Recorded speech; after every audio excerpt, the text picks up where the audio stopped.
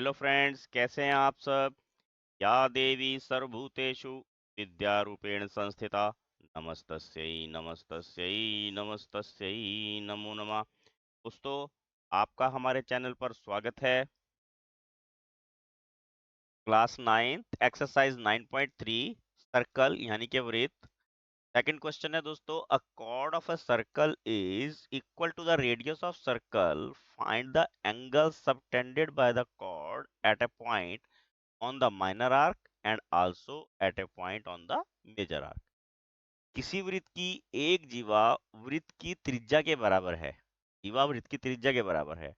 जीवा द्वारा लघु चाप के किसी बिंदु पर आंतरिक कोण ज्ञात कीजिए तथा दीर्घ चाप के किसी बिंदु पर अंतरित कोण ज्ञात कीजिए। तो हमने कोण यहाँ पे फाइंड आउट करने हैं। फिगर बनाते हैं सबसे पहले।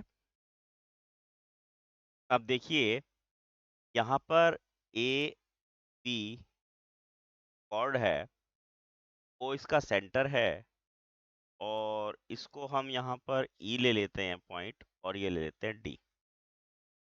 ठीक है। अब देखिए, हमारे पास ओ ए और ओ बी वो वृत्त की त्रिज्याएं हैं, वो ए बी के बराबर हैं, यानी कि ओ ए बराबर ओ बी बराबर ए बी। ये इन्होंने हमें स्टार्टिंग में बताया है। ठीक है।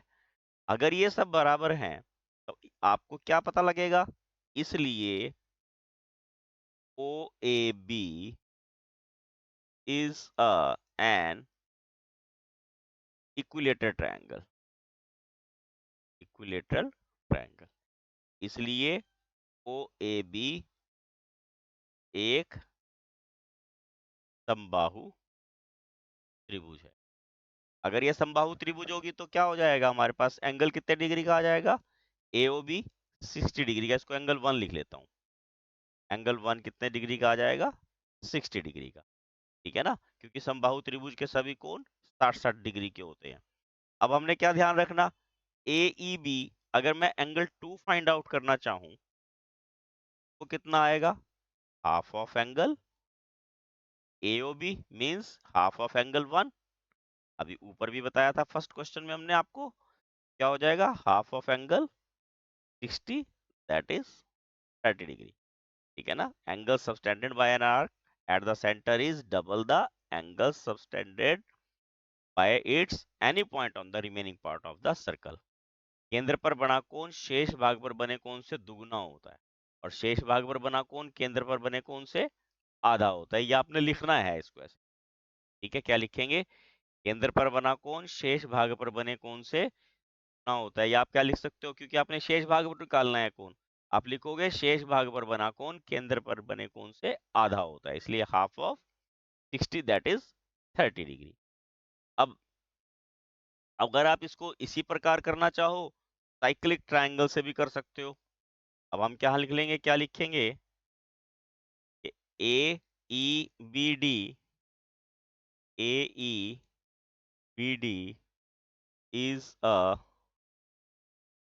cyclic quadrilateral। ठीक है, साइक्लिक क्वाड्रिलेटरल,